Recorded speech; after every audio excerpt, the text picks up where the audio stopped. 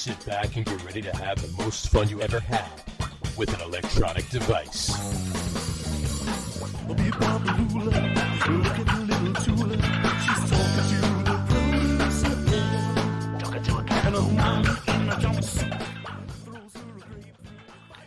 Hi, everybody. Welcome out to the Get On With It Sports Show. It is Wednesday, September the 14th, 2022. Jersey Johnny coming at you. With me, as always, is none other than Mr. RadioPete and Mr. Harry Lug Nutz. Say hello, gentlemen.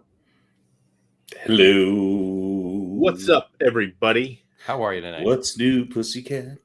Whoa, whoa, whoa. How the hell are you? Oh, just Peachy. Loving it all. Loving it all. Did you enjoy week one of football? Were your wildest absolutely. dreams fulfilled this weekend? Yes, it's almost like I missed it. I know. It's amazing. I don't like just, the Thursday start. Yeah. Well, you never did. No, I didn't. Not even for a second. Not once. Not a once. Bogus. I think they should just have a game every day of the week. Why not? Well, they almost have, right? In the past, yes. In the past, yes. Well, actually, not they almost have. They actually have. Has it been every day? Yep. The whatchamacallit, they've obviously play on Thursdays. They play on Saturdays late in the season. They play Sundays. They played Mondays. They have played A Monday night game on Tuesday? They have played Fridays on whenever there's a Christmas game. If Christmas is on a Friday, they play it on Friday. And they've only been doing that recently. So didn't involve Mondays, Tuesdays, and Wednesdays. But a couple of years ago during COVID, when they were bouncing games around, they had games on Tuesday and they had games on Wednesday. So they've had a football game, a regular season NFL football game every day of the week. Well, there you go. All 7 of them. All 7. No, I'm not watching anymore then. Fuck them. It's done. You watched it already, right? No, I don't like it. I've had enough. There you go. Fair enough. So what's on your guys' agenda for this week? I don't know. I defer to you. No, not for the show. I just mean in general. Probably raking leaves and gonna go on a hayride and pick apples, buy some new sweaters, and I don't know. You had me at sweaters. You were done. I know. It's like right then. I know he was going down the wrong way. There you go. Right. I'm doing the college thing with the boy. You going back to college? I'm thinking about it. Yeah. You're dropping in, are you? Well, I'm trying to get him to what would be the best way to put this? Do something. Isn't he a little late to start college? Isn't the semester already started? No, this is for next year. He's a senior in high school this year. Senior in high school. So you're really trying to get him in early. No, I'm trying to get him to actually try to pick one and go interview. And yeah, he's like, I don't know what schools I'm going to go to. I'm like, well, you better find out because you got to, I'm like, he's going to go where I want him to go. There you go. I'll be like, this is the school I've chosen for you because to work. You really didn't have much input in the process. You were too lazy. So I've chosen for you. So, where might that be? Oh, I don't know yet. You haven't decided. Not he. I mean, you're going to decide. I'm saying. Yeah. Oh, you haven't decided either. No. Well, there you go. We'll have it. So, but I have to get. Yeah. So I guess I'm kind of mad at myself. I have to get off my ass and pick a school so that he can apply to it. Yes. Fair He enough. can't do anything until I choose where he's going. So right. This is true. Fair enough. All right. Well, today, as you know, is the fun show, as we've dubbed it. We have a number of things that we talk about, and we're going to get. Our marketing department is not the strongest. It's not really. No, we can come up with something better. We got to. It implies that the other shows are not fun. Not fun, right? Which might be true. May very well be true. We do have fun on the other shows, but on this one, we think we seem to have a little extra fun on this one. It's a fun. We have size. so much fun that Pete just makes a face and stays still. Yeah. There he goes. He went to look for colleges. There you go. He went to look for colleges. I suddenly motivated myself and decided I better get on. When the Zoom people give you tips and suggestions on how to light yourself. Yes. Even better. Love it. Perfect. Done. I think what you should do is have some red blinking lights on your glasses. Yeah, just around. It is very interrogatory. It's very Russian. Yeah. Where were you on the night of October 14th? Yeah, I like it. I mean, it's okay. You got to black it out over your left shoulder. There's still a little bit of light over there. Yeah, there's still a little bit of light over there. You can see the guy with the ball gag, and every once in a while. That's the thing. I got some stuff going on, and I don't really want people to see. Yeah, exactly. But I got to protect the. Well, they're not exactly innocent, but I got but they identities did. of the. Not all of them have signed the non-disclosure waiver as of yet. Yeah. Exactly. All right. Well, why don't we get right to it? We're supposed to. I mean, music is in the works for each of these segments, right? I mean, we are working on. Well, yeah, that's. I don't want to build up the hype too much. They're not going to be impressive. Doesn't matter. Anything works. But they will be homemade. Mm-hmm. That's but good. Now with the other boy away at school, it probably won't happen till. You know what? Maybe I'll get the trombone boy to do there you go. More themes. Trombone boy. Trombone Victor. Trombone Victor. There you go. All right. Cool. Well, that works for me. All right. Let us start. Let's kick it off with the Just a Quickie. Just a quickie. Just a quickie. Throw that up there. NFL. We're going with we've switched everything over to NFL, except for obviously the top 10 maybe, but NFL now. So NFL Just a Quickie. Here you go. Easy peasy one for you. We'll start with Pete. The NFL MVP for the 2022 season will be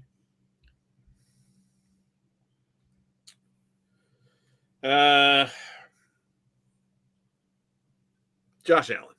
Josh Allen. Big time on the Josh Allen bandwagon is RadioPete. All right, Harry. The NFL MVP for the 2022 season will be Joe Burrow. Joe Burrow, the one you think should have gotten it last year. Well, him or Brady. Yeah. There you go. Cool. And so Pete says Josh Allen. Harry says Joe Burrow. In reality, we all know it will be Aaron Rodgers.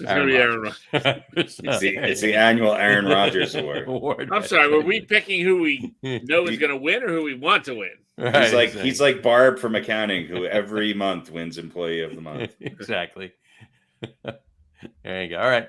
Beautiful. All right. Josh Allen, Joe Burrow. We'll revisit those in January and see how close we were. So anyway, just a quick. There you go. Yeah. Or if you want to believe Michael Irvin, it's going to be Kirk Cousins. This is true. Well, Kirk, he's never been wrong about anything. No, ever. Michael Irvin is always right, 100% of the time. That's right. There you go. All right. Shall we kick it into next gear and go to the quiz? This week's quiz? Let's go to the quiz. Let's go to the quiz. I want to write some names down and then cross some of them off. There you go. All right. So we've switched everything again over to NFL. This week's quiz is going to be, ready? Mm-hmm. Here we go. It's going to be top New York Giants offensive players from 2000 through today. God. Top New York Giants offensive players from 2000 through today. There we go. All right. I'm giving you 6. 4 got to stay. 2 got to go. We keep it. Here we go. Write these down. Here we go. Victor Cruz. He's gone. Okay. Victor Cruz. Tiki Barber. Yeah, I hate that guy. That's why Cruz is off my list. All right. Tiki Barber. Jeremy Shockey. Shockey playing the 2000s? Yeah. I know. Most. All right. Odell Beckham Jr.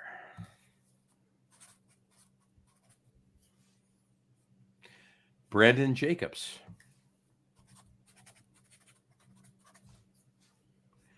And Ahmad Bradshaw.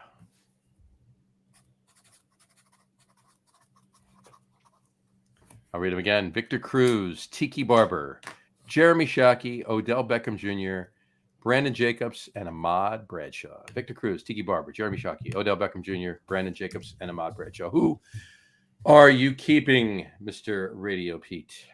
All right. Well, Cruz is gone because the dance. Forget it. You're out. Always the same reason for a logical choice. Oh, yeah. Tiki, he's the best running back in Giants history, right? Yeah.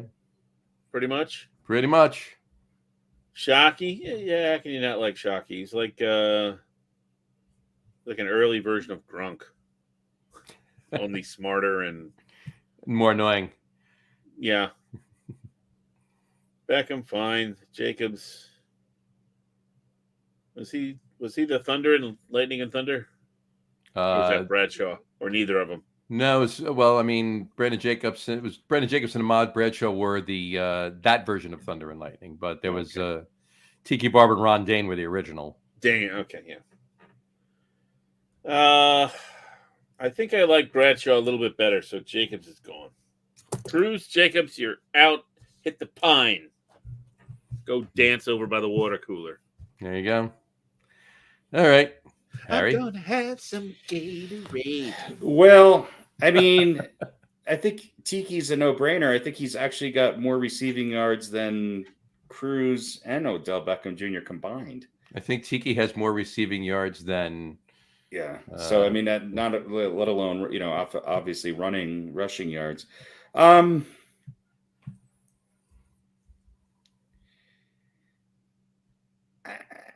This is Shockey was better than you think he was. I mean, I think he was probably really good. Yeah, he was very good. He was around longer.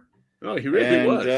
He probably was pretty damn close to the number of yards that Victor Cruz has. And I think, so maybe I'm going to keep all three of them. Odell Beckham, I just don't think he was around long enough. And then it comes down to Jacobs and Bradshaw. Bradshaw was probably the better running back. So I'm going to get rid of ODB and Brandon Jacobs. There you go. Right. So you both agree on getting rid of Brandon Jacobs, while Pete gets rid of Victor Cruz and Harry gets rid of OBJ. You both agree on Tiki Barber, Jeremy Shockey, and Ahmad Bradshaw. There you go. All right. Good quiz. Good job. Good quiz. Come on. All right. Cool. Next week or a couple weeks from now, we'll make it a point to try and have we'll throw something together between the two of us. We'll throw something together. Little quiz music. Yeah. There you go. One of these days. One of these days. We'll get it done. All right. Cool. Question for both of you. If either of you know, well, this will kind of like lead us into the rapid fire quiz. Jeremy Shockey, when he got drafted, became the number one tight end for the Giants. Who did he replace as the number one tight end for the Giants? In other words, who was the main tight end prior to Jeremy Shockey getting drafted? I'll say. What year was Shockey drafted? 2000, 99, 2000, 2001, somewhere in there.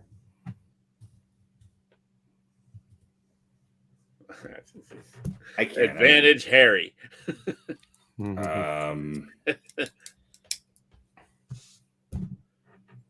I'll say Zeke Mowat. No. Who was the next Zeke Mowat? Howard Cross. Howard Cross. You would both be wrong. Zeke Mowat was in the 80s. Howard Cross, late 80s, early 90s. This would be mid to late 90s tight end. Howard Cross wasn't there anymore. Okay. Mm-hmm.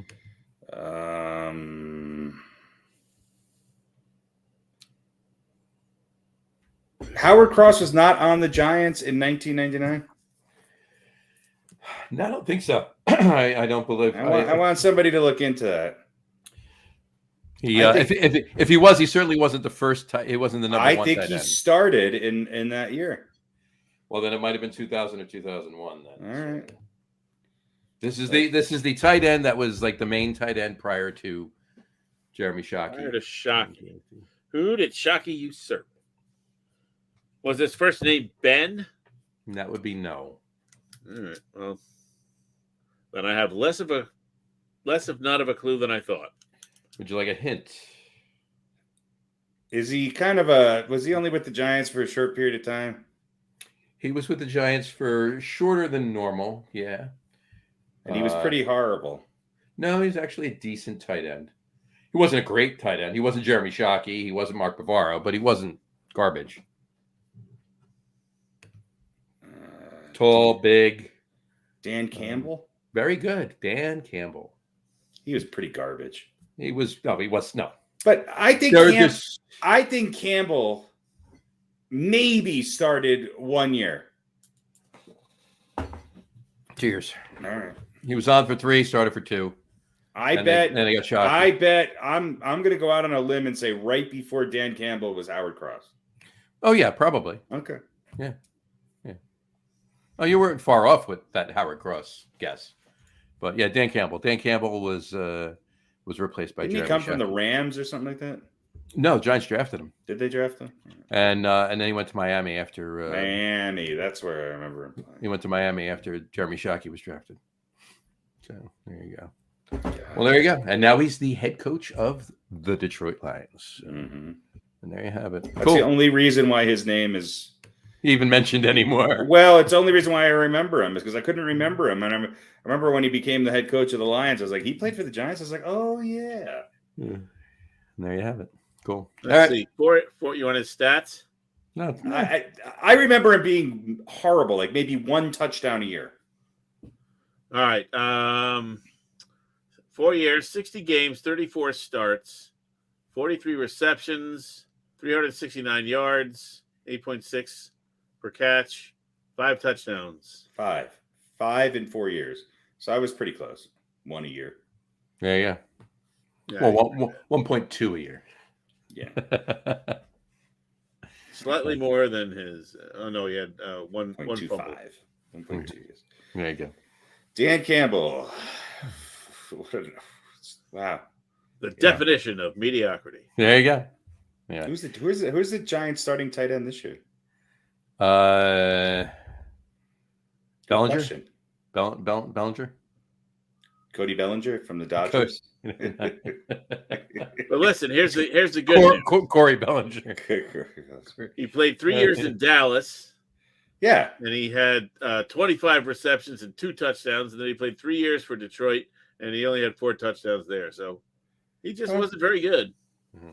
Well, it wasn't, it wasn't a case where the Giants didn't do a good job with him or anything like that. No, and I remember Howard Cross was serviceable and he was very durable and played a long time, but he wasn't, he was in a long line of Giants tight ends that I could beat in a 40-yard dash. And I just remember, all right, yeah, we're going to now Dan Campbell is going to take over for Howard Cross. All right. Shockey was probably is he right? Second best tight end in Giants history? Jeremy Shockey? I would say so.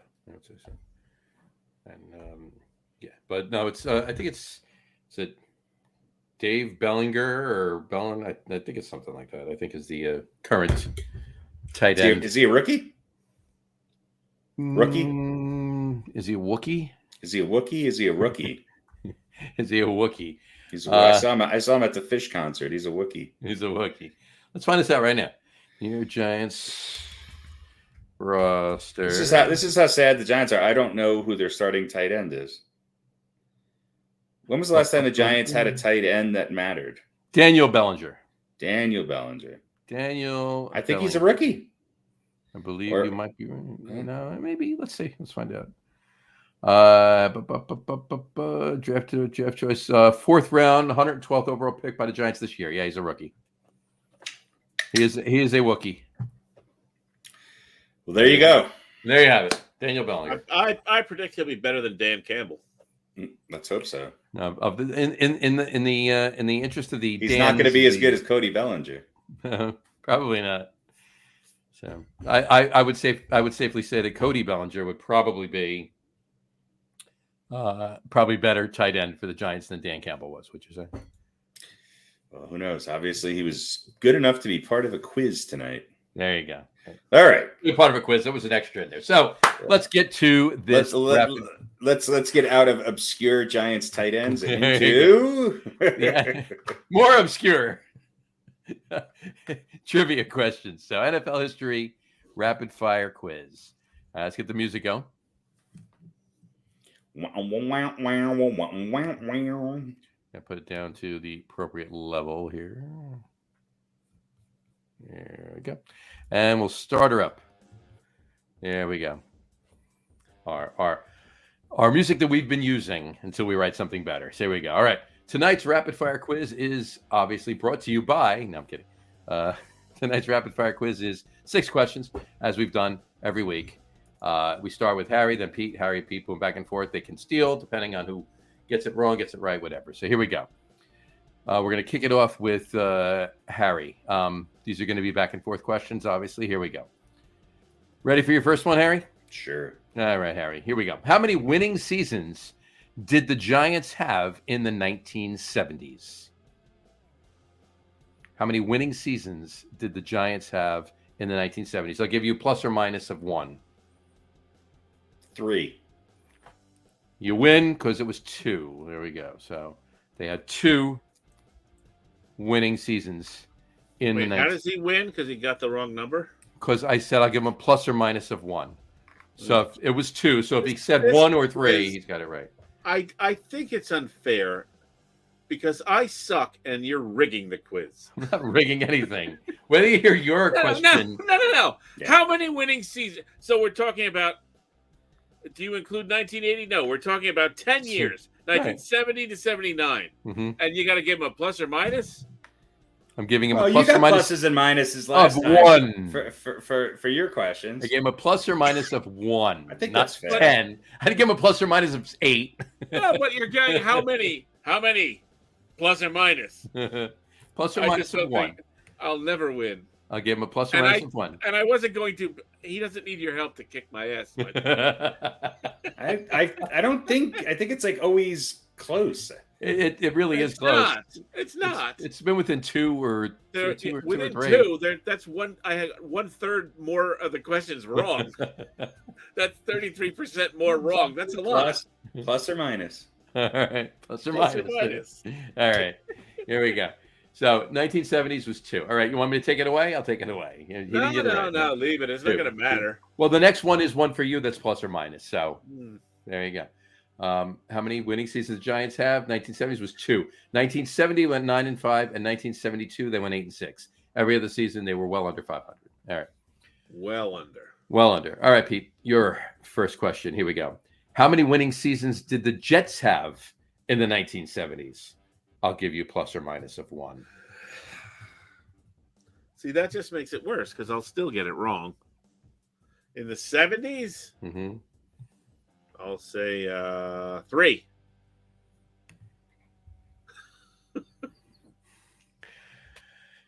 No, you'd be wrong. Harry, you want to steal it? Winning seasons, the Jets. Plus or minus 4.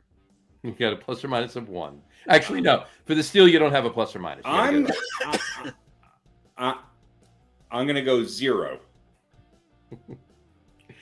That would be correct. The Jets had no winning. Is it 0? 0. The Jets had no winning season. That was my initial, my gut reaction. Go with the gut. I was trying to get that. They might have won. They might have won 2. No. I'll go 3. No.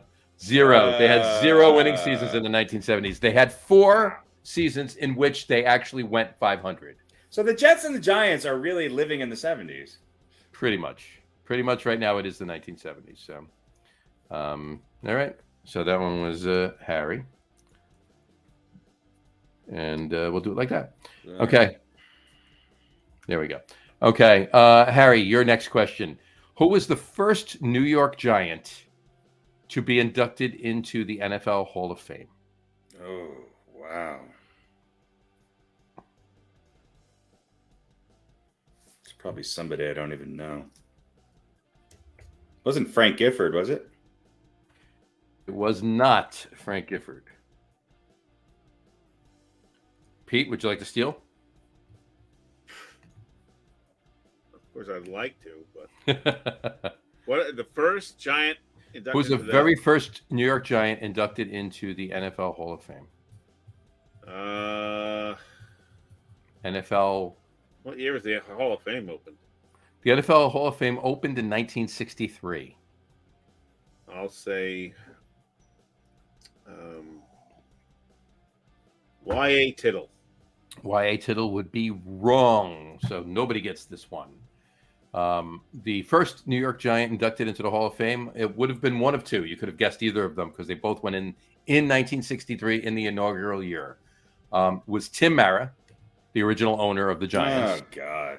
And He wasn't a player. I didn't say player. I bullshit. said New York Giant. Eh. He was a New York Giant. And he owned it, and a player too, Mel Hein. Yeah. Mel Hein, I should have remembered that.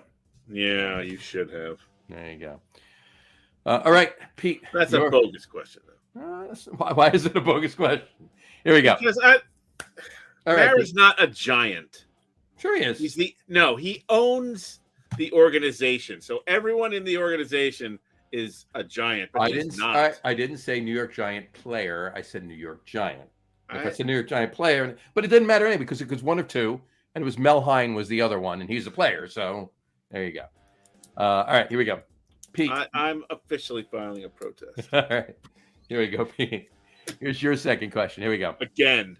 Wait, I when really did did Wyatt Tittle? Did Wyatt seven? Wyatt Tittle was still playing in 1963. That's right. He played into this He middle played 60s. into six. He retired in 64, 65. He retired from the Giants. All right. 64, I think, was his last year.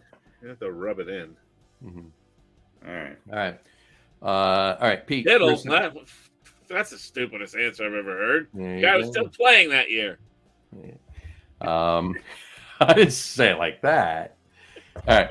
You didn't have to. Didn't have to. Mel Hein and an owner. Come on, who doesn't know this shit? Tim Mara. That's a horrible question. All right. Pete, your second question. Here we go. Who was the first New York Jet inducted into the NFL Hall of Fame? I'll say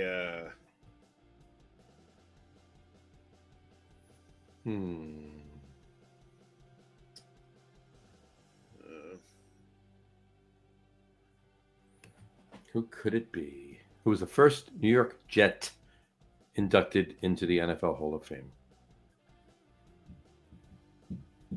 I don't know. I'll say Weeb Eubank. Give that man a cheroot. That is correct. You are correct. Right. Weeb Wow. Eubank is the correct answer. I'm on the board. There you go. You're on the board. All right. We're back to Harry. Harry, here's your third question. Here we go. Who did the New York Giants beat 17-0 in the 1986 NFC Championship game?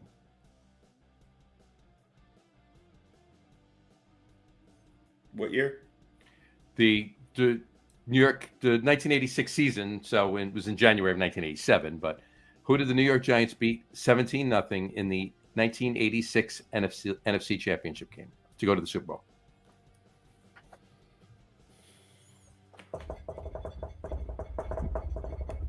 I want to say it was the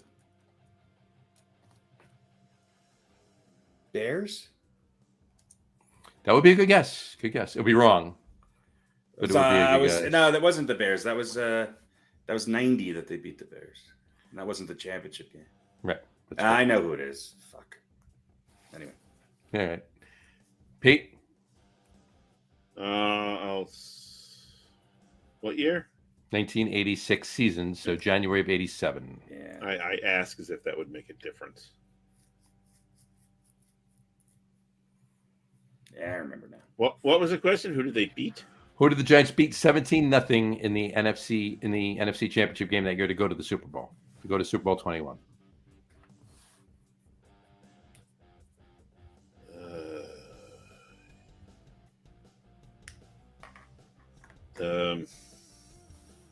The Rams. That would be false too. It doesn't count, but Harry, It was the Redskins, right? it was the Redskins, correct. Shit. I knew There that. you go. I don't know why I blanked out on the year. There you go. All right, Pete, your third question. Here we go. Which team did the Jets shut out 41-0 in the first round of the 2002 playoffs? 2002? Mm-hmm. Jets were in the playoffs in 2002? Mm-hmm.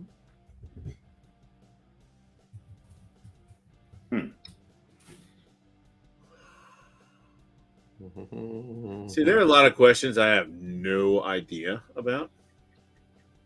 This would be like crank that up. I'm trying to think of the 2002 Jets. Is that Parcells? No. 2002 Jets would be. Pete knows this one. We did a segment on a show back in 01 on it. I think I know who they beat. Who did they beat? What was the question again? Who did the New York Jets shut out 41-0 in the first round of the 2002 playoffs? I'll say New England. That would be wrong. Harry? Or the Steel. I'm torn between two teams. I think I'm getting the seasons mixed up, but I'm going to say the Colts. That would be correct. Oh, wow. The Indianapolis Colts. They held Peyton Manning to 137 yards and 2 interceptions. I remember it being Peyton Manning. For some reason, I was going to say either the Colts or the Broncos, but it was. You know what? I think I was at EVD that day. It's very possible. Where we were still doing the were you still doing the long sitting and make sure the signal's still on the air shifts? Yep. Mm-hmm. Yeah, I think I was in because I remember going down the hall to somebody's office or something to listen to the game. That was 2002. Yeah, 41. They helped Peyton Manning 137 yards. And who was the Jets quarterback, Pete? Bubby Brister. Come on, Pete. It was Chad. There you go. All right. Yeah, that was a big. Didn't the Jets? Were they a wild card team that year? Did they were like 8 and? Yeah, they barely made the playoffs. But I think maybe they still won the division or something. Because did they play that game at home for some strange reason, or was it in Indianapolis? That I don't know. It was Herm Edwards, right? Herm Edwards, yeah. Yeah. Wow, I forget about that Jets team. Mm-hmm. Yeah. Well, one of those Pennington teams is like the only team in the that New the whole England, decade, right? That won the division. Yep. It might have been that. It might have been. In fact, I think it was. I think it was that year. Yeah. I think it was that year. Because he did it once with the Jets and then once with the Dolphins. With the Dolphins, yeah. Won the division over New England. Mm-hmm. But you're correct. All right. All right, cool. All right. Moving back to Harry's question number 4. Here we go. Who is the only Giants place kicker to win 2 Super Bowls and hold the NFC scoring leader title? Who was the only New York Giants place kicker to win 2 Super Bowls and hold the NFC scoring leader title? Not necessarily in the same year, just totally. Not necessarily with the Giants either? No, New York Giant. As a Giant, New York Giant. Who was the only New York Giants place kicker to win 2 Super Bowls and hold the NFC scoring leader title as a Giant. There you go. Have there been more than one Giants place kicker to win 2 Super Bowls? Mm-hmm. That's what I thought.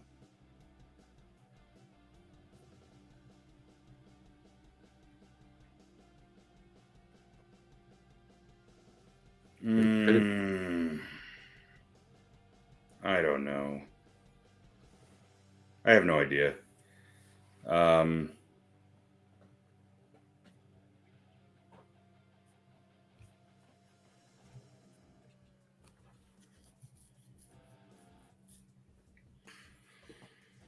give you a hint. It was not Joe Danello. Yeah, I know that. Shoot, now I have to come up with another name.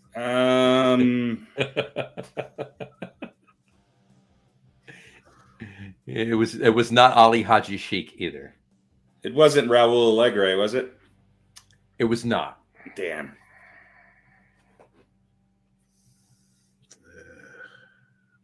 Well, this is not. Pete for the steal.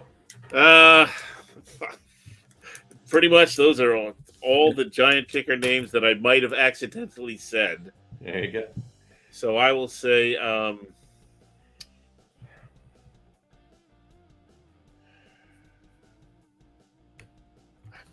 say Raphael Septien. There you go. And since he played in Dallas, I know I couldn't possibly name another all right. Well, Giants kicker for you. So nobody gets it, but here we go. Raul Allegre won 2 Super Bowls with the Giants. Okay.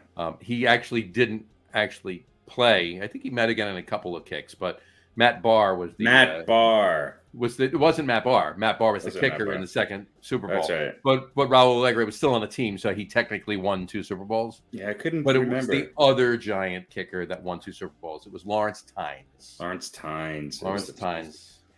He won the scoring title too. And he won the scoring title the year after the last Super Bowl.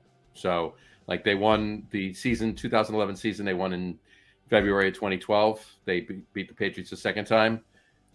That season, later that year in 2012, he won the scoring title. So There you go. All right.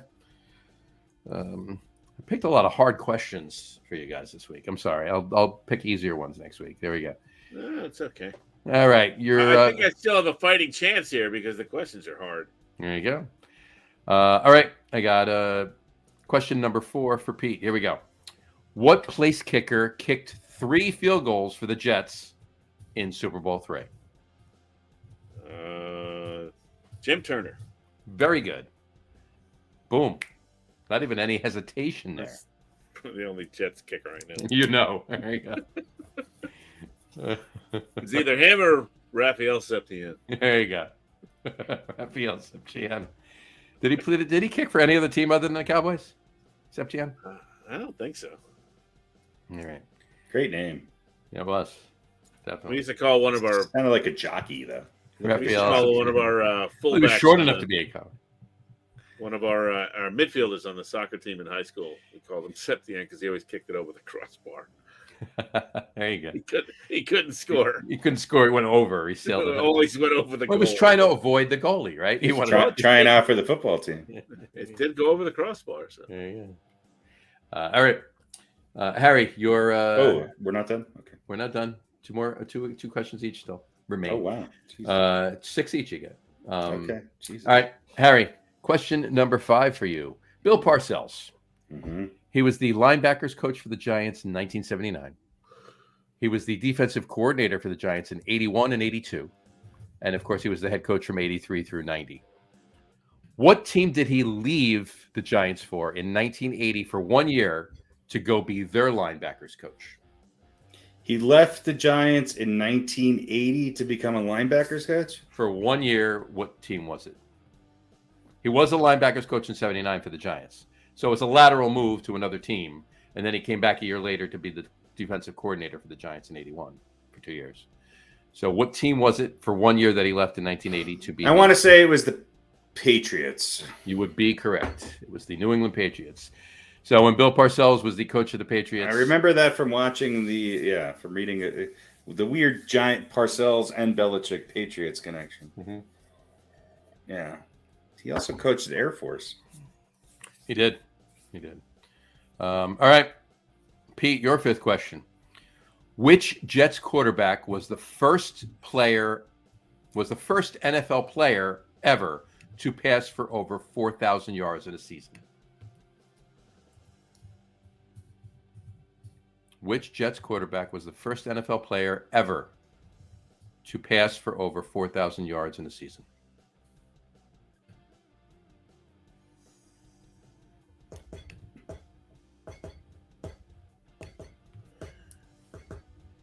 I'll read it again.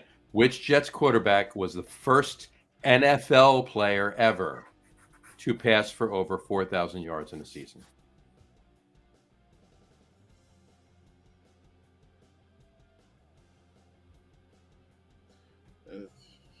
I guess I'll say Namath.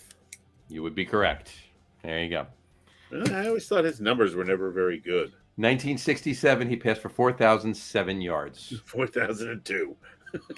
4,007 yards. And to this day, he's still the only NFL quarterback to ever do it in 14 games. Hmm. Yeah. Right. And anybody else that's passed for over 4,000 yards needed games 15, 16, and now 17 to get there. So there you go. But that could fall any year now. It could fall, sure, but as of right now. But either way, was still the first NFL player ever to do it. So, All right. all right. All right, Harry, your sixth question. Here we go. Eli Manning passed for 4,000 yards more than once. How many times did Eli Manning pass for 4,000 yards? How many times did he? How many seasons? How many? Yeah, how many seasons? Not in a game. How many seasons did Eli Manning play? 14? 15, 16, 16. 16 seasons. So, Eli Manning passed for 4,000 yards. 4,000 yards in the regular season. In the regular season, he passed for 4,000 yards in the regular season, but he did it more than once. How many times did he do it? He did it once towards the end, and I think it was, I remember, he did it pretty consistently. 16 years. Rule out one.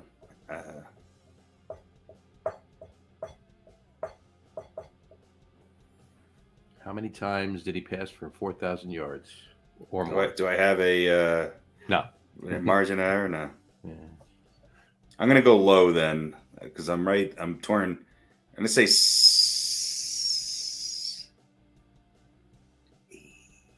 7. No, yeah, I'll go with 7. 7? Yeah, it's probably 8. But It is not 7. Pete, it's not for the, 7. Okay. It's not 7. Pete for the steal. 14 seasons? 16. 16. I'll say 11. You are both wrong. Both. Answer's 2. Yeah, Harry, when you were like, I thought you were going to get it. Well, it's not 7, and you were saying so.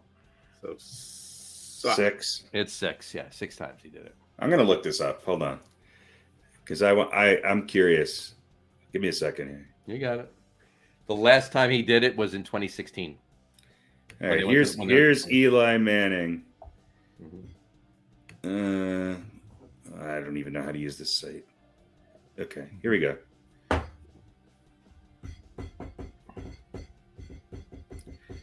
He did it in 2009. Mm-hmm. He had 4,002 in 2010. Mm-hmm. That's 2. Mhm. 4,933 in 2011. Mm-hmm. That's 3. 2014, 4,410. Mm-hmm. 2015, 4,432. Mm-hmm. So that's 5. 2016, 4,027. That's And 6. 2018, 4,299.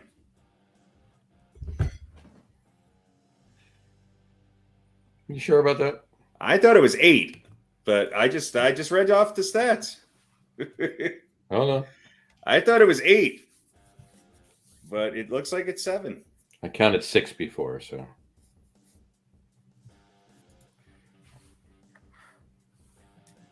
I'm on NFL, whatever stat thing. I'm going right to where I went before to see if it was wrong.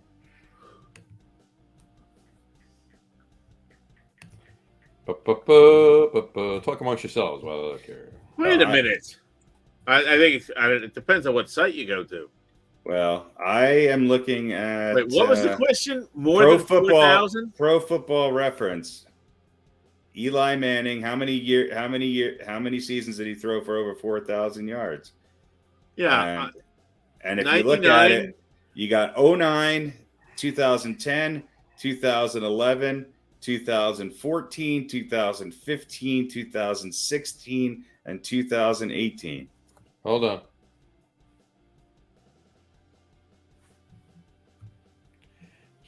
Double checking something here. Stand by. Talk while I do this, so there's no dead air. Wait, well, Eli Manning was the quarterback for the New York Giants from 2000 to 4. Are you on ProFootballReference.com? ProFootballReference.com. Yep, Eli Manning. Because I'm looking at like regular season. Maybe this includes playoffs. I'm just looking at regular season stats. You just go down passing. Regular season 2004 through 2019, and I got 4,021, 4,002, 4,933. Okay, this must include the play. No, regular season. Yeah. What we're looking? I got 1999, 4135.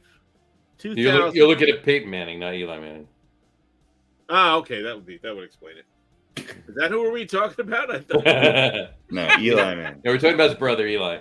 Oh, okay. I figured I got it here. I just went to I went to 3 sites. The site I looked at before didn't have 2010 as one of them. For some reason, it said 3998. 4,002, baby. 4,002 on the other 2 sites. 2, 3, 4, 5, 6, 7. Yeah.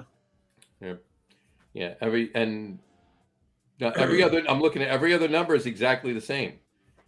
Every other number is exactly the same except in 2010 it's got 3998. I think it was that last pass to Dan Campbell. Well, there was no way I was getting that one right. There you go. Well, that just means Eli that Manning only threw for 4,000 yards 8 times. No way. That means that Harry got it right. I was going to say 8. I thought it was exactly almost. I thought he did it 8, but yeah. All right. 7. There you go. All right. Pete, your 6th question. All right.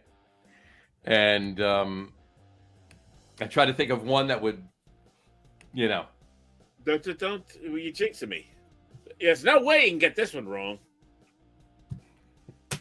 If you get this one wrong, Chad Pennington. I will never ask you. Yeah, I will never ask you another Jets question. You should do one week where every answer is Chad Pennington. I'd still only get 2 right.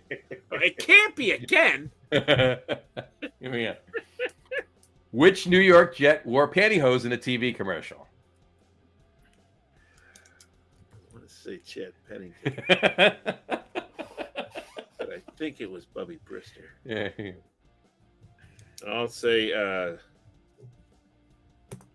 Joe Willie Namath. Hey, you got the same. So it's the Joe Namath quiz today. There you go.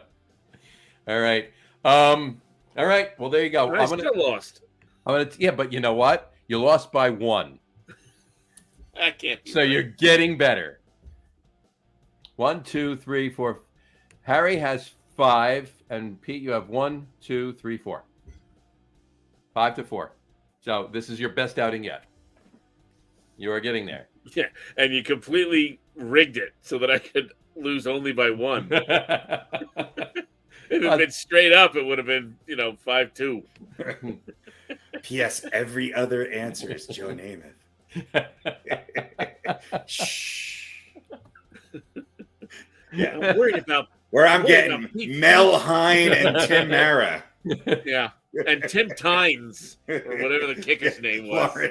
Lawrence Tynes. Lawrence Tynes. Which I was going to go with, but I didn't think I thought it was somebody more obscure. Did Morton Anderson kick for the Giants? Morton Anderson did kick for the Giants for 1 year. No, 1 year. No. 1 year, 2001. Yeah. That was the only year Morton Anderson kicked for the Giants. Well, congratulations. And Tynes was kicked for both of Eli's Super Bowls, right? Yep. If you remember, Lawrence Tynes kicked. Yep, I remember. Matt Barr was 1990 and Allegre was 86, right? Yep. And Allegre was still on the team in 90. Yeah. But he got hurt. Didn't Matt Barr come in like halfway through the year? Yep. Yeah. Yep. He was Yes, on he the did. Browns, I think, before that. He was, and they brought him over.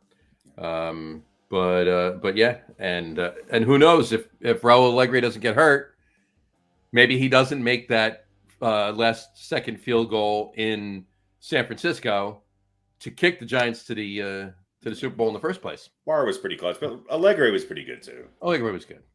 Allegri actually had more distance. He was better at long distance. Mm-hmm. But Barr was like the original 40 to 48 done.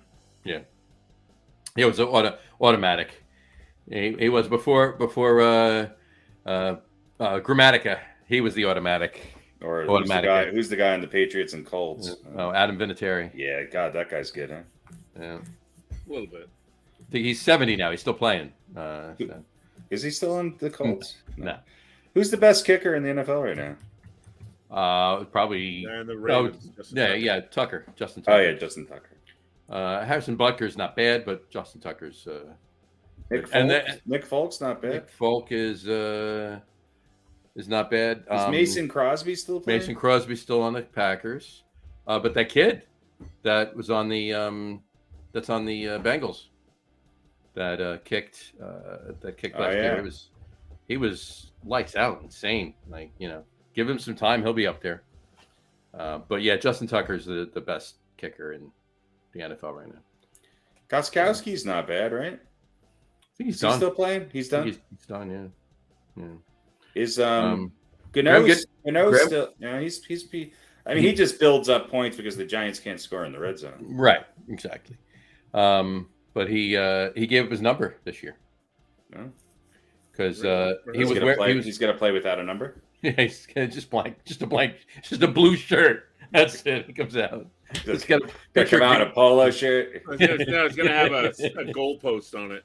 Right. It's going to come straight from the golf course. I kicked the ball. It says on it.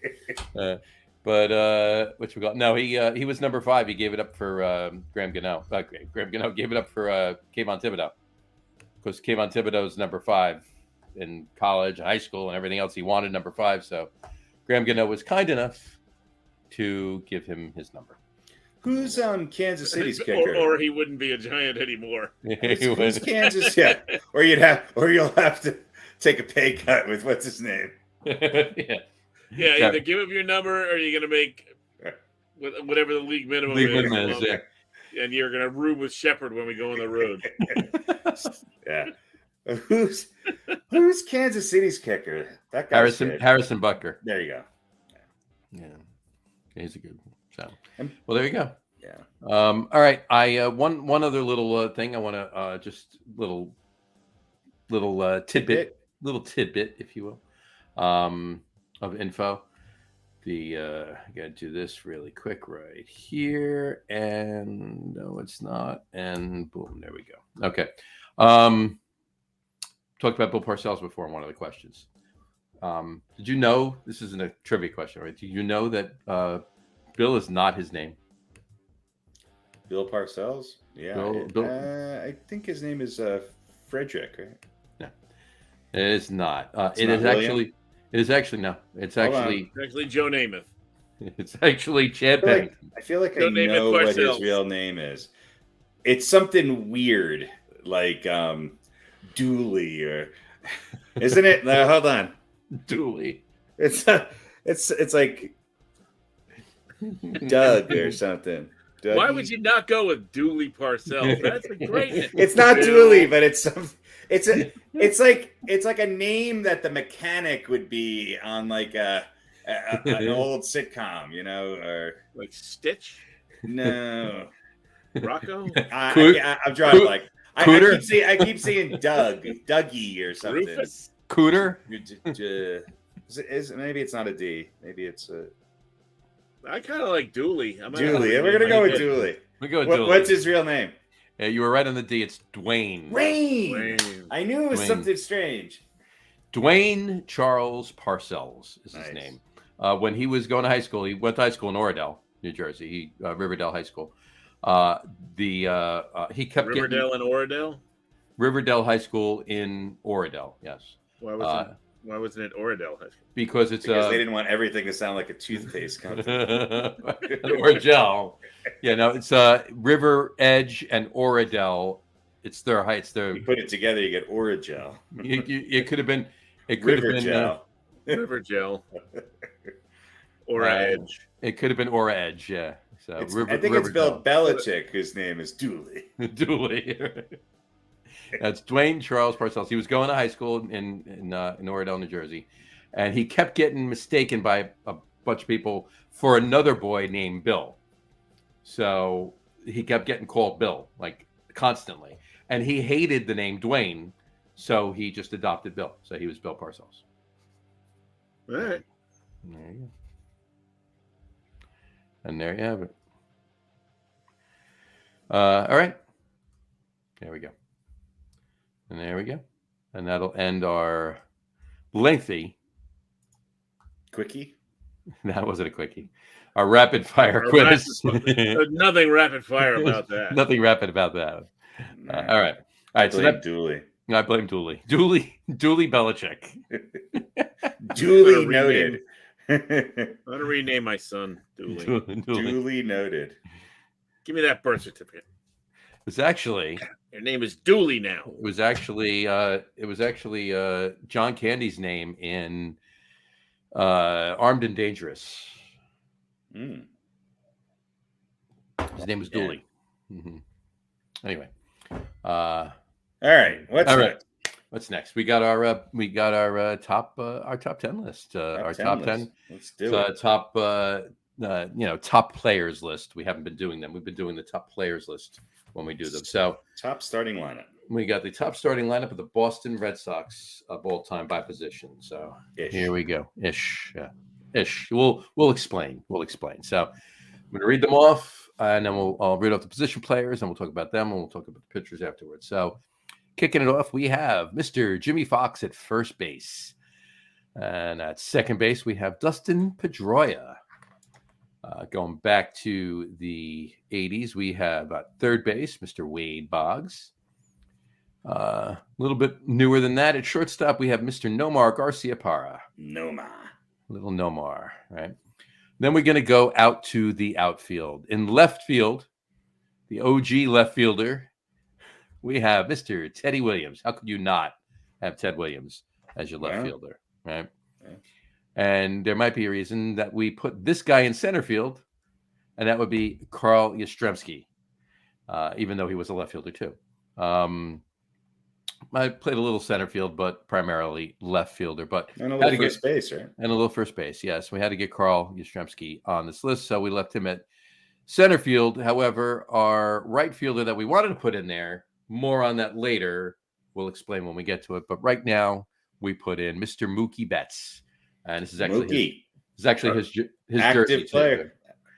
Active player. Going to win another World Series this year. Active player on the list. Unfortunately, for Mets fans. And to round out our position players, even though it's not really a position, designated hitter, Mr. Big Papi himself, David Ortiz. All right. Let's talk about position players, gentlemen.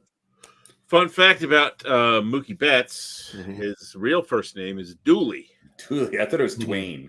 It's both. It's Dwayne. How many years was Mookie Betts on the Red Sox? Like 4 or 5. 4 or 5, yeah. He's short period. Yeah. Enough to win a World Series. Yeah. Yeah, like won a couple of MVPs and two was one of the best players in baseball consistently. He's very, very, very, very good. I think a couple of the Red Sox that people forget about is Jimmy Fox, obviously. And I don't even know if he's on this list, but somebody who you very easily could have put on this list as well was Babe Ruth. Yeah, I thought about putting Babe Ruth in there, but where we were going with, I know, and Babe Ruth was more of a even so a pitcher. I looked for a lot of reasons to put Babe Ruth on the list instead of Roger Clemens, but then I remembered this was pre-steroids Clemens, I think. Yeah. So I decided okay, fine. Mm-hmm. All right, there you go. Let's get to the. All right. Oh, I did forget one. I'm sorry. My bad. Got to throw a Pudge. The original Pudge, Carlton Fisk at catcher. Oh, he's a systems catcher. Carlton Fisk, a systems catcher. He had like one big hit. That's it. Yeah. And did you know? Fun fact: no World Series. Ivan Rodriguez, close, very close, but not so much. Ivan Rodriguez, Pudge Rodriguez, right? Took his nickname Pudge because of Carlton Fisk's being Pudge, as he idolized Carlton Fisk. And did you know Carlton from The Fresh Prince of Bel-Air was named after Carlton Fisk? Yes, absolutely. Because Carlton Fisk always would dance to Tom Jones. That's right. Always, while he's behind the plate, he'd get up in the middle of a pitch and start dancing. That's right. Yeah. Plus, Carlton Fisk was originally from a rich black family. Right. In Bel-Air. Yeah, in Bel-Air. Yeah. He was the original. He was Fresh Prince, but the Fresh Fisk of Bel-Air. The Fresh Fisk of Bel-Air. Right. The Fisk Prince of Bel-Air. Yeah. All right. All righty. Moving on. All right. Let's talk about our starting new A&E program called Fisking in Bel-Air. The Fiskers of Bel-Air. Yep. That gives me an idea. Oh, we got to work on that. The deepest show on cable, Fisking in Bel-Air. Oh, God. I had to go there.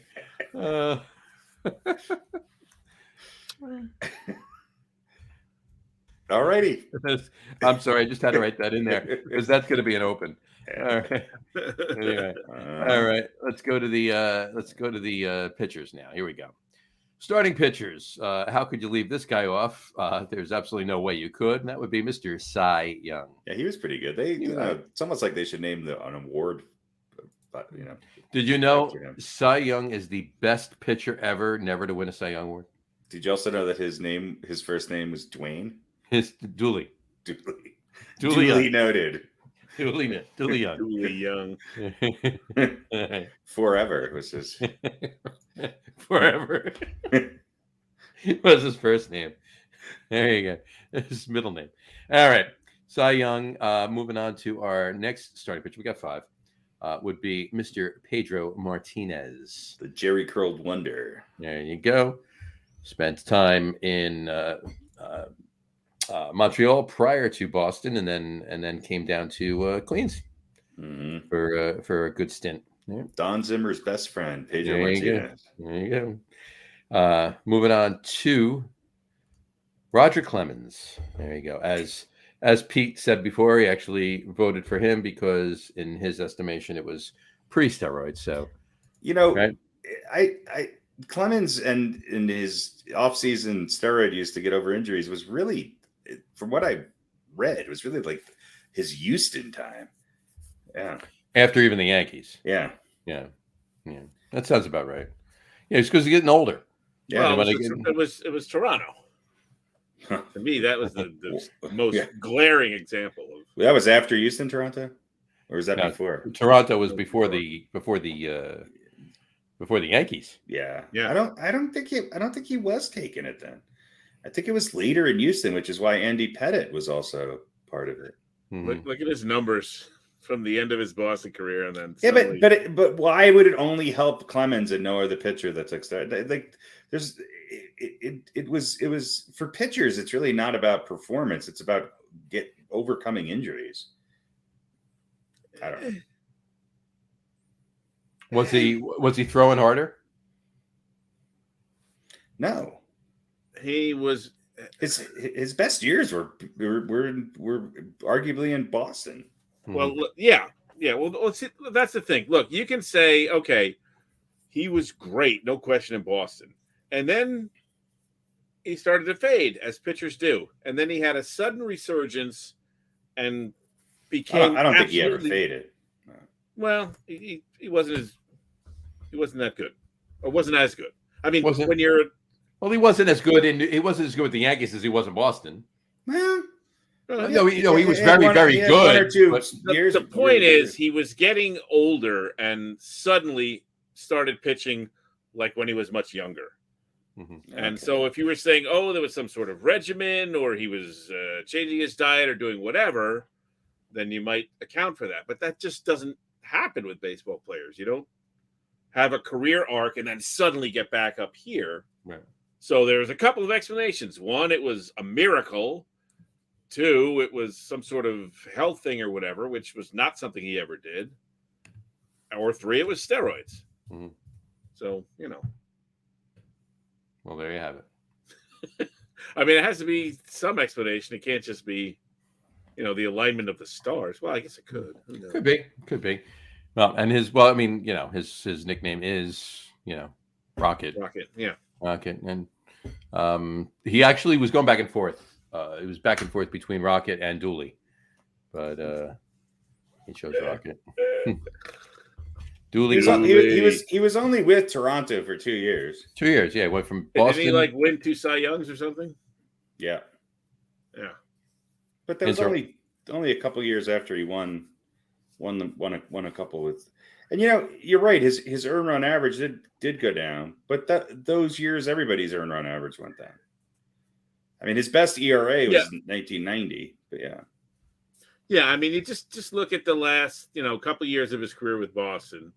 So he only took it with Toronto, and then when he got to the Yankees, he didn't take steroids again until, because I mean, he went 13-8 in Houston with a 1.87 ERA. He's right around 3. Yeah, no, he had great. Look, I don't know exactly all the years that he took it. Yeah, I'm just saying it doesn't. I mean, he was just great in Boston, and there was no reason for him to really take it. Right. And then you look at the last, I mean, his 1994 was he won with 9-7, but his ERA was 2.85. And then, then he was up over 4, and he was at a little over 3.5, and then he went to Toronto, and he's, 2 and then 2.5, and winning 20 games. I mean, that's, you know what I mean? It's such a stark difference. Change of venue does help a lot of players. Yeah, it does. I mean, I'm not saying he was washed up in 96, but that's 12 years as a pitcher. Well, he won 20 games with the Yankees too 1 year. Yeah. Okay. All right. I mean, I don't think there really would have been reason for him to take steroids in Boston, and I just think. Well, I think we got another guy with steroids on our list, so let's go through. Yeah. Listen, let's pop him in there. Let's pop him in there. All right. So next pitcher. One. Next pitcher would be Mr. Curt Schilling. There you go. Didn't somebody saw off his leg and he was so jacked up he didn't realize it was bleeding? Yeah. That was when he was with Arizona, though, right? It's compression. No, the bloody sock was with Boston. Oh, yeah. Was it? Yep. Curt Schilling. There you go. 04. Bloody sock was in when they were coming back against the Yankees to go to the World Series in 04. When they were down. Curt Schilling. There you go. Curt Schilling. All right. And our fifth starting pitcher rounding it out is Mr. Jon Lester. Jon Lester. There you go. All right. We have a relief pitcher for you tonight, and that would be in the form of Mr. Dick Raditz. Dick Raditz. Any talk about Dick Raditz? Yeah, I'm glad they found a cure for that back in the 30s. Exactly. Yeah.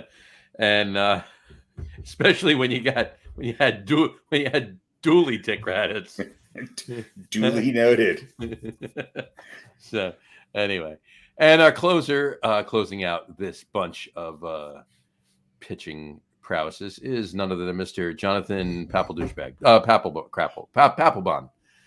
Jonathan Papelbon. I think it's Papelpoop. Papelpoop. There you go. He was pretty dominant for a number of years there. Pretty damn good. Yeah, he was. I mean, Dennis Eckersley could easily, I think, have snuck in here. Could have slotted Dennis Eckersley in there. Sure, you could have done that. He was the original starter reliever. Mm-hmm. This is true. I didn't really dislike Papelbon until he got down to Washington, though. So, yeah. Anyway, all right. He sort of drifted away pretty quickly. Yeah, he kind of fell out. All right, and then we didn't talk about this, but we've been doing the last couple lists. We did a manager. Who would be your manager? Don Zimmer? My manager just for what he did and what he was able to bring to the Red Sox would have to be Terry Francona. Yeah. 86 years and then he gets them to 2, and had the team head into another one, and then 2 years after he left, they won another. So I mean, Boston, I'd probably go with Red Auerbach. But Tito was pretty good too. Yeah. So he was all right. Close second. Harry? I don't know.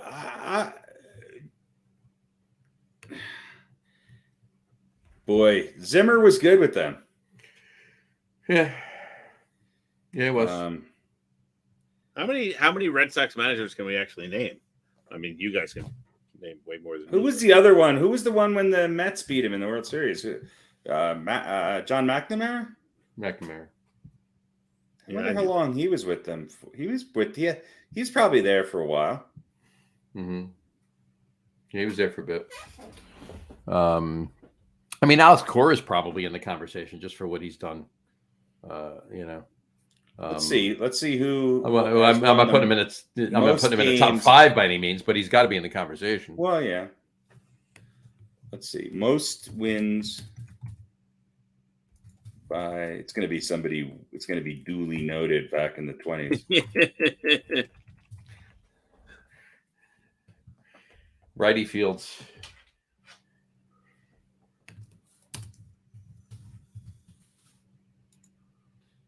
All right. Most win. Let's see. What do you got? What do you got going there? All right. So Joe Cronin has won 1,071 games with the Red Sox from 1935 to 1947. Terry Francona, 744. Mm-hmm. Pinky Higgins, 560. Don Zimmer, 411, number 8. Alex Cora, 351, only in 4 seasons. Pretty good. So Terry Francona, second on that list. Yeah. And 2 World Series. Yeah. Which is something every one of those other guys don't have. Well, Alex Cora has one. Well, when was the last time the Red Sox won before 86? 1918, yeah. So that would have been Bill Carrigan. Oh, I mean, the Red Sox were in the World Series in 75, in 67. Last time they won it. Last time they won it before 04 was 1918. Yeah, Terry Francona was there for quite a while. He also has the he's got one of the higher Don Zimmer actually had a higher winning percentage. Well, here's John Farrell. He won with them in 2013. Yeah, 2013, 432, 378 in a World Series. So that's just a little over 400 wins. That's not bad. Yeah, Joe who was the guy I said first one? Anyway. Yeah, Zimmer had just over 400 wins too. Mm-hmm. Yeah, but Pinky Higgins. Joe Cronin, 1,071 wins. Yeah, it was 33 to 45 or something like that. 35 to 47. Yeah. Terry Francona, though, 744. Mm-hmm. Far and away the number 2 on this list. And he's been ejected more times than anybody else. There you go. Even more than Don Zimmer. Don Zimmer was only ejected 7 times in 5 years. Terry Francona, 25 times in 8 years. Yeah. Most ejections. I like that. Joe Cronin in over 2,000 games only ejected 7 times. There you go. So there you go. We'll who are we? We're making Terry Francona or I said that, but all right. Terry Francona. There you go. Terry Francona. There you go. All right. Fine. All right. Hold on. Let's I'm make it going to official. go with Johnny. I'm going to go with Johnny Pesky. I'm going to go with Pinky Johnny Tuscadero. Pesky. Who is it? Hey. Pinky Tuscadero that you mentioned? Pinky Tuscadero. Yeah. Johnny Pesky. Well, I mean, how many others have a pole named after him? Right. I know a couple strippers. Baseball players / managers. There you go. All right. It's official now. Manager Terry Francona. There we go. There we go. All right. Johnny Pesky, though, that poll. There you go. Best name. There you go. Cool. All right. That brings us to a little ditty like we like to call Old Balls. Old balls, old balls, old balls, old balls. Wow. Are we done? We had 4 old balls tonight. Are we doing 2? All right. All right. Tell us who this week's is. Well, the recipient of this week's Old Balls winner is none other than Mr. Jim Rice. James Edward duly noted Dwayne Rice. Look, I don't know if there's a team that's had better a better series of left fielders in their history. Oh, please. Yeah. You know, you went from Ted Williams to Carl Yastrzemski to Jim Rice. And you know, he was part of an outfield that was Dwight Evans, who very easily could have been on this list, Fred Lynn, and Jim Rice in left field. One of the best outfields in the history of the game. Mm-hmm. You know, Jim Rice, a Hall of Famer. He hit just under 300, 298 for his career with 2,452 hits, 382 home runs, and 1,451 runs batted in. You know, he was brought up as part of the Gold Dust twins with Mr. Fred Lynn, 8-time All-Star, an MVP in 1978, and 2-time RBI leader, 3-time American League home run leader. The list goes on. He's in the Hall of Fame. His numbers obviously retired by the Red Sox. And, you know, he was on that 86 Red Sox team. I think he was also didn't the Red Sox make it to the I guess that was the only time he actually made it to the World Series. Obviously lost to the Mets that year. Mm-hmm. Not a ton of postseason. I think he only played in 18, 19 postseason games. But hit 333 in the World Series that year. Just a guy who was consistently one of the best outfielders in the game. And, you know, I was a huge Yankee fan and Reggie Jackson fan. To me, Jim Rice was the Reggie Jackson of the Red Sox. Different personality. He was not the sort of brash, outgoing guy, but he was just an incredible hitter. And obviously, being a right-handed batter, took advantage of that left field wall. I mean, it just seemed like every game he hit something over that wall. Mm-hmm. So, you know, I think on any other franchise, if he was their left fielder, he would certainly make the list. But look, they maybe have the best left fielders of all time. And yeah, so like we talked before, the you know, putting Carl Yastrzemski, yeah, you know, would he play like 5 games in center field? So we had to get him into that. But Jim Rice really never played any right field, so it's hard to do that. And Mookie Betts was just so good. So Old Balls consolation, boom, there you go. That's he makes it in the conversation tonight. So. Jim Rice, this week's Old Balls recipient. Old balls. There you go. Said it right that time. Gotta love it. All right, there you go.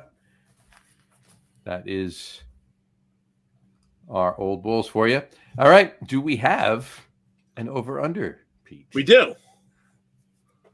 Let's put it up there. Pete's box over-under. So as I was searching through the shelves of wonder. Shelves of wonder. I came across an over-under.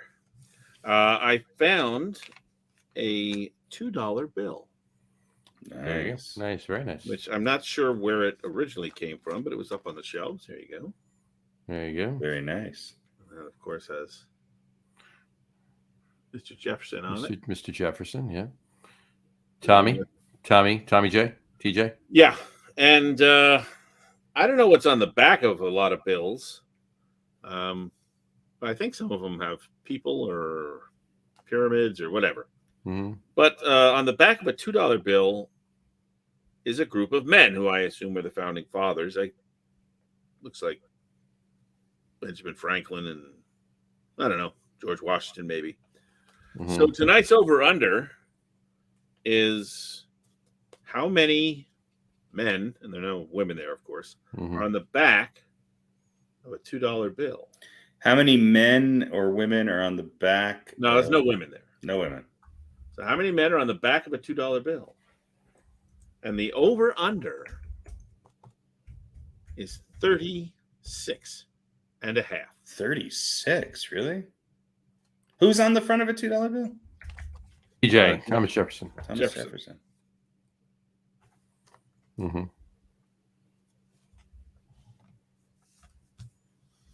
So 36 and a half is the over-under. 36 and a half.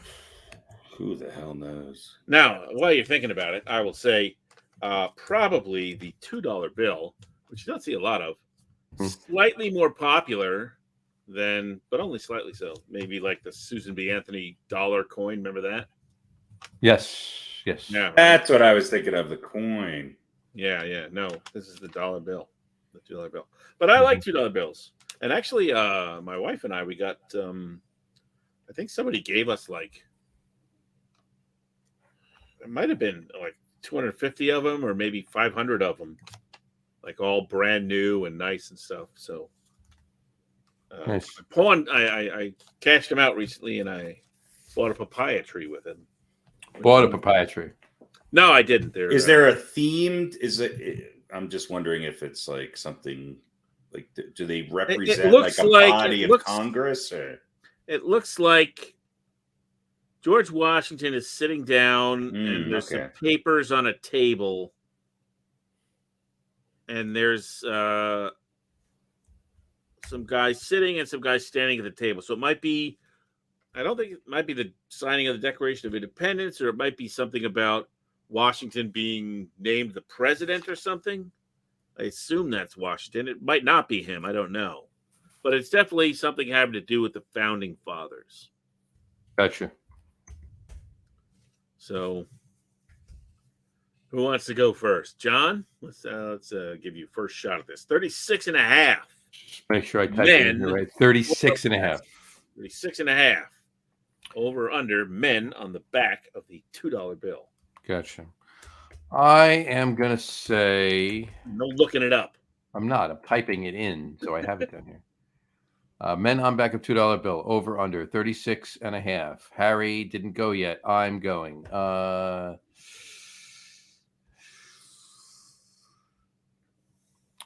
36 and a half.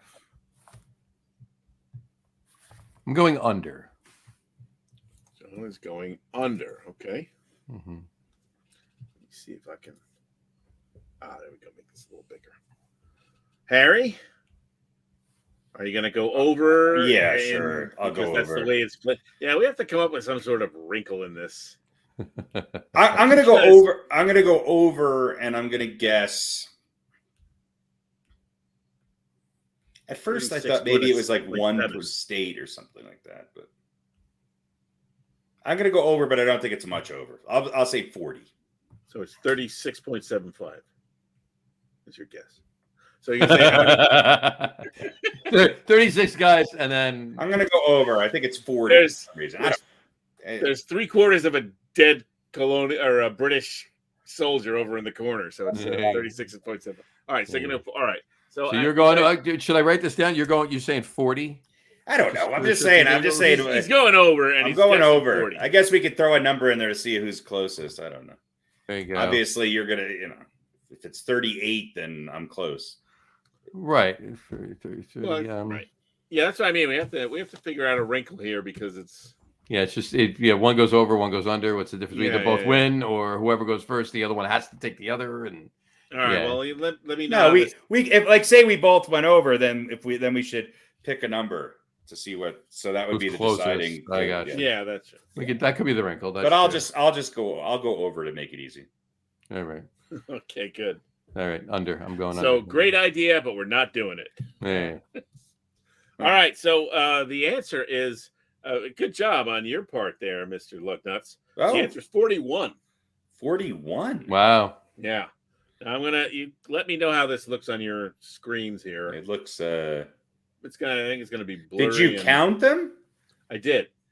Let me see if I can get. I'm gonna Google this because I want to find out what this painting is. What is it? Back of $2 bill? Yeah, hold on. Let me. Hold on. You know what? Let me do a Google search, pull it up, and I'll throw it up on the screen. Hold on. Yeah.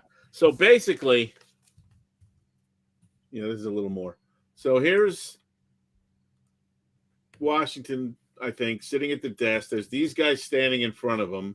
There's a bunch of papers here, and there's all back here. There's some guys sitting, and there's some guys standing all around. There's a couple like over here. There's like it's the signing of the Declaration of Independence. I think it is. Yeah, it's an engraving. It's an engraving of John Turnbull's painting, Declaration of Independence. Although the original painting depicts 47 men, space constraints meant that only 42 appear on the note.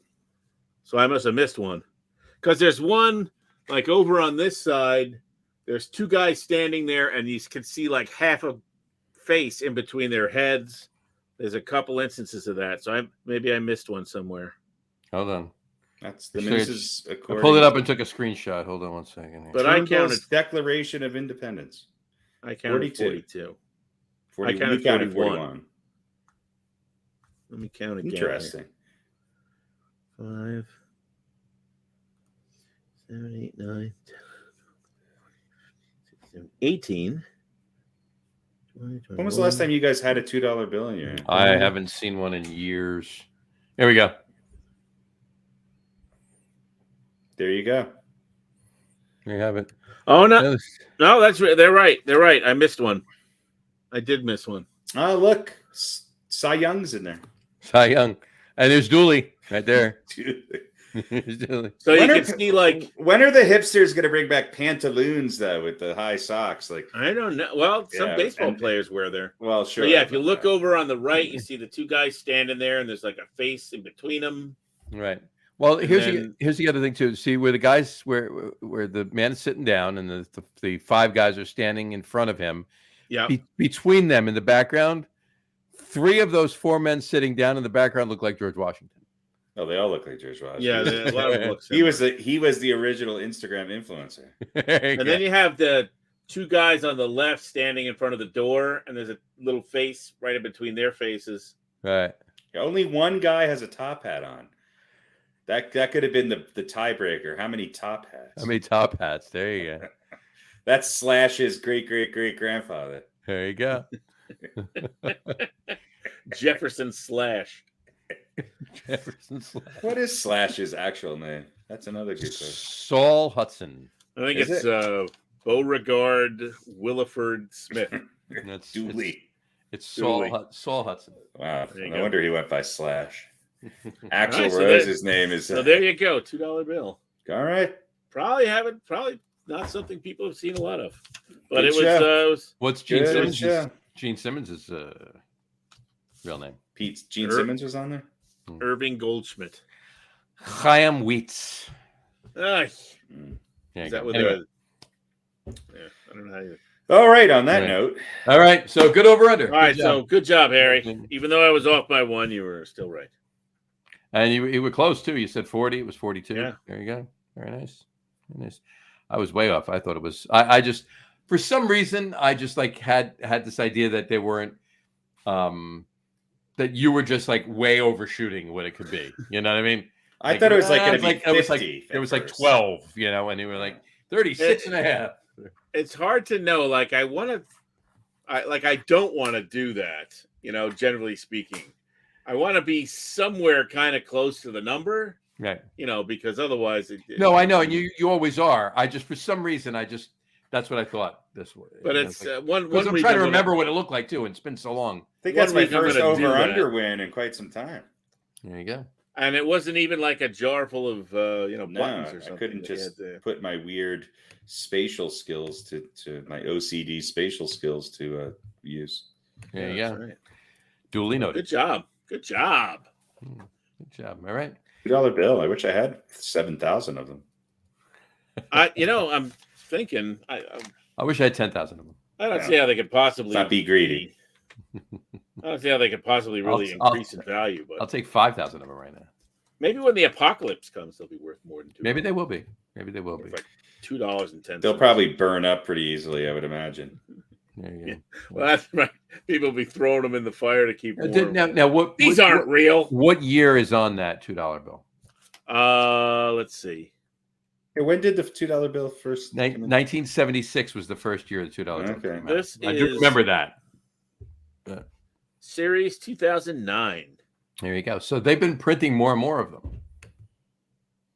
Or less and less. The Secretary of the Treasury is Timothy F. Dooley. Gratham?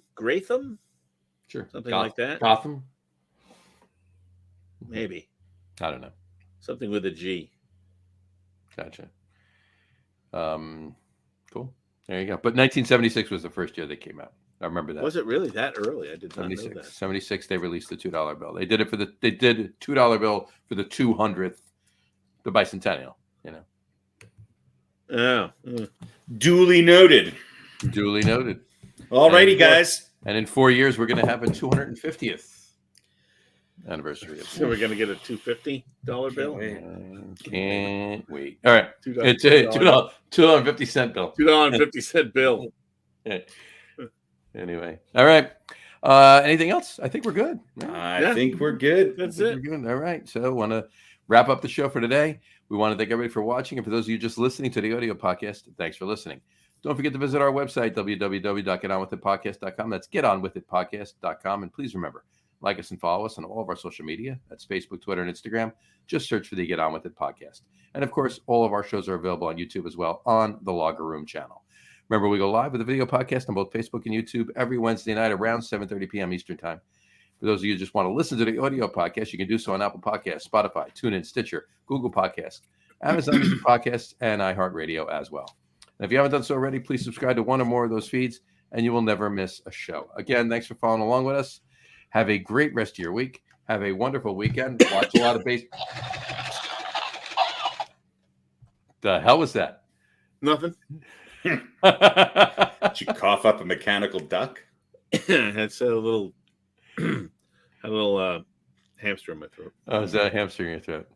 In your hamster in your what? My throat. Yeah. All right, there you go. I think I'm not a doctor, but I think it was my throat.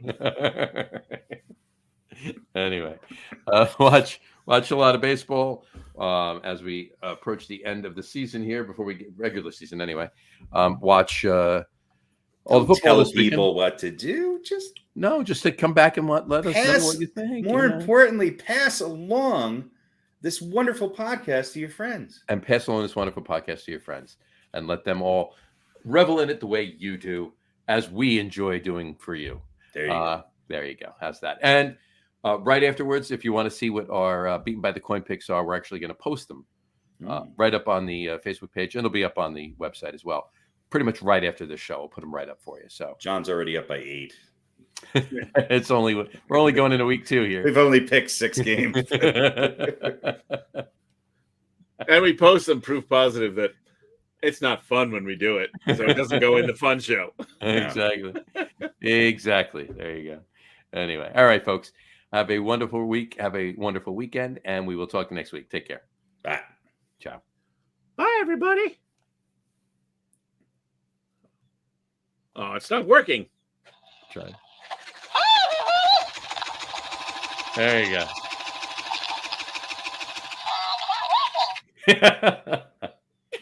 Wow. Special guest this week, Richard Gere.